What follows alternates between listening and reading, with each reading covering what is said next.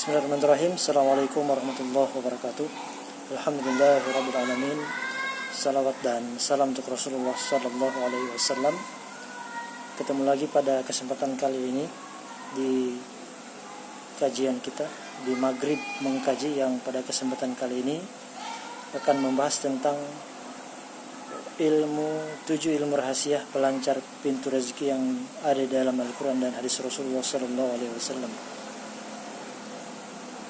Nah, kaum muslimin dirahmati Allah, masalah rezeki adalah masalah hidup yang paling nomor satu dan umum dialami oleh semua orang.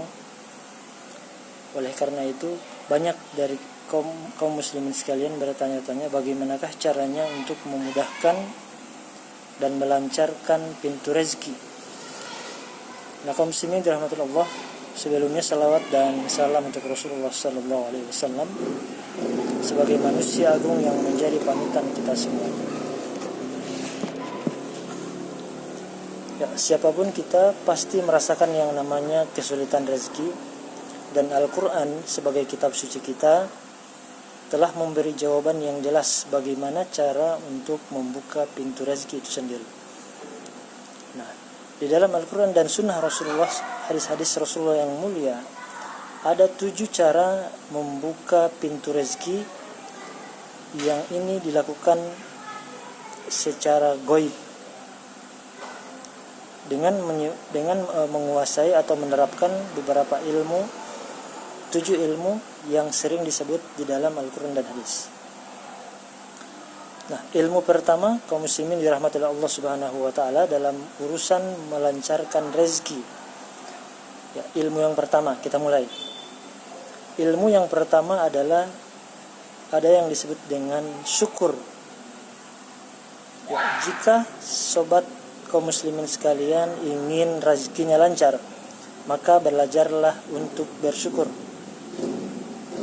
Jadi dalam Al-Quran kita buka di juz yang ke-13 surat Ibrahim.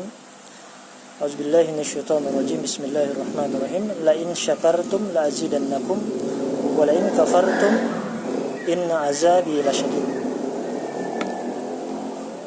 Jika kamu bersyukur kepadaku, maka sungguh akan aku tambah nikmatku untuk kalian. Wa la in kafartum, tetapi jika kamu ingkar, maka azabku sangat pedih. Ya, janji Allah Subhanahu wa taala dalam surat Ibrahim ini di juz yang ke-13, siapapun yang bersyukur maka akan ditambah nikmat yang dimilikinya sekarang.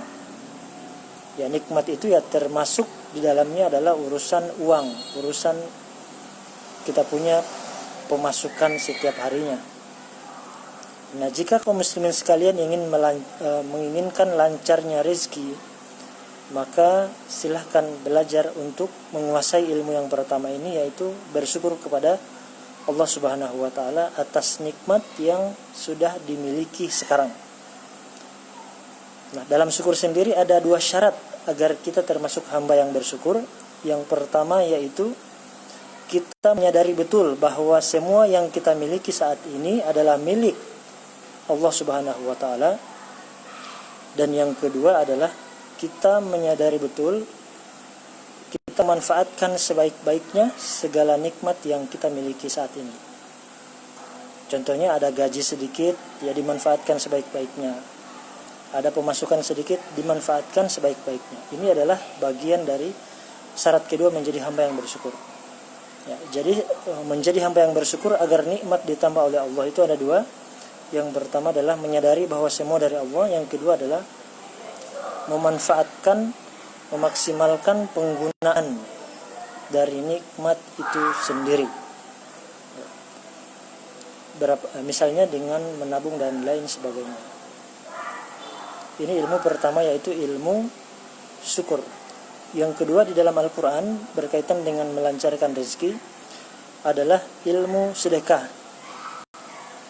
Kita buka di dalam Al-Quran di juz yang ke-3, Allah Subhanahu wa taala berfirman, Masalul ladzina yunfiquna amwalahum fi sabilillah summa la yutbi'una ma anfaqu manna wa la adza lahum ajruhum 'inda rabbihim wa la khaufun 'alaihim wa la hum yahzanun. Perumpamaan orang-orang yang menginfakkan hartanya di jalan Allah Subhanahu wa taala, kamathali habbatin, seperti sebuah butir, yang kemudian butir itu berkembang dan terus berkembang hingga tumbuh menumbuhkan 7 cabang, dan masing-masing cabang berbuah 100. Dalam ayat yang sederhana ini Allah Subhanahu wa taala melakukan ilustrasi yang luar biasa tentang cara kerja sedekah secara gaib yang akan bekerja di luar dugaan untuk melipat gandakan jumlah sedekah yang dikeluarkan oleh kaum muslimin sekalian. Jika selama ini kita merasakan kesulitan dalam hal rezeki, maka cobalah untuk mengamalkan ilmu yang mulia ini. Rajin-rajinlah bersedekah. Dan sedekah yang paling baik adalah sedekah yang jika dia dikeluarkan hati kita merasa berat. Ya, misalnya kita ingin bersedekah 10.000, tetapi hati kita merasa gampang, maka itu bukan sedekah yang terbaik. Carilah sedekah-sedekah yang di dalam hati kita sangat berat mengeluarkannya. Misalnya 50.000, 100.000, dan seterusnya. Nah, niscaya sedekah-sedekah yang seperti inilah yang akan membawa kemudahan secara gaib untuk melancarkan rezeki kita. Ilmu kedua dalam melancarkan rezeki adalah sedekah. Kemudian yang ketiga, kaum muslimin dirahmati Allah, dalam melancarkan rezeki adalah kita menggunakan sifat takwa. Pada kajian sebelumnya kita sudah membahas mengenai dahsyatnya takwa. Ya, kita ingatkan lagi di dalam surat At-Talaq di juz yang ke-28, "Wa may yattaqillaha yaj'al lahu makhraja." Barang siapa yang bertakwa kepada Allah akan dijadikan baginya jalan keluar dari kesulitan rezeki. Ya, takwa itu ya salat, takwa itu ya mengaji, takwa itu ya puasa, dan seterusnya. Nah, ibadah-ibadah yang kita lakukan, jangan salah, itu akan membawa dampak secara gaib pada rezeki yang akan kita terima nantinya. Ingin rezeki mudah dan lancar, maka perbanyaklah beribadah kepada Allah Subhanahu wa taala. Jika sudah rutin, maka kaum muslimin akan merasakan dampaknya dalam urusan rezeki. Jadi jangan pernah kita menagih janji Allah bahwa orang sembahyang itu lancar rezekinya, tetapi kita sholatnya masih jarang-jarang, sholat masih 1-2 kali, kemudian langsung menagih janji Allah. Ya, takwa yang membawa pada kelancaran rezeki adalah ketika takwa itu menjadi sifat dan karakter kita yang muncul dalam kehidupan sehari-hari. Artinya dia sholat sudah setiap hari 5 waktu dan seterusnya. Setiap puasa dia puasa, zakat dan seterusnya. Nah, ilmu ketiga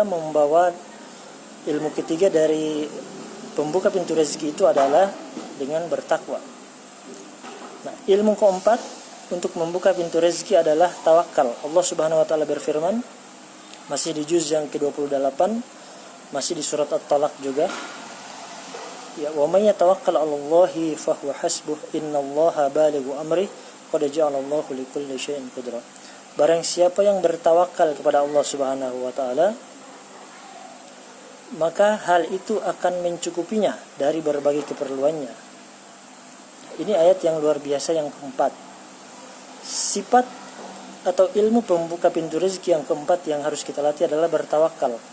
Artinya jangan pernah kita pasrah dengan keadaan bahwa rezeki saat ini sedikit, uang saat ini sedikit. Jika dilogikakan mungkin tidak akan cukup untuk menanggung beban keluarga per bulan. Ketika perasaan terbatas muncul, maka belajarlah untuk tawakal kepada Allah Subhanahu wa taala. Jika ini berhasil dilatih, maka Allah janjikan Allah akan berikan kita penghasilan baru, dan cukuplah Allah tidak terhingga, maka akan sangat banyak tentunya kesulitan-kesulitan.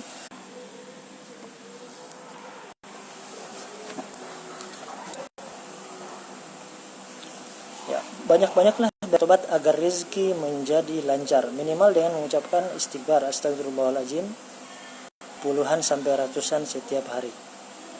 Jika hal ini rutin dilakukan, maka secara gaib akan melancarkan rezeki yang kita miliki.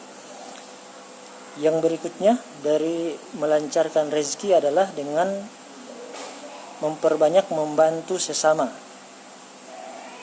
Ya, membantu sesama adalah membantu keperluan tetangga, saudara, orang tua, dan seterusnya.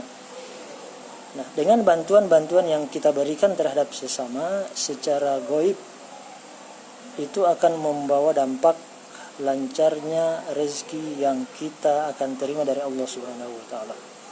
Dalam hadis Rasulullah sallallahu alaihi wasallam menyatakan, "Man naffasa an muslimin kurbatan min kurabid dunya, naffasallahu anhu kurbatan min kurabi yaumil qiyamah." Barang siapa yang meringankan satu urusan kaum muslimin di dunia, maka Allah akan ringankan urusan satu kesulitannya dia di akhirat kelak. Wa may yassara ala mu'sirin yassarallahu alaihi fid dunya wal akhirah.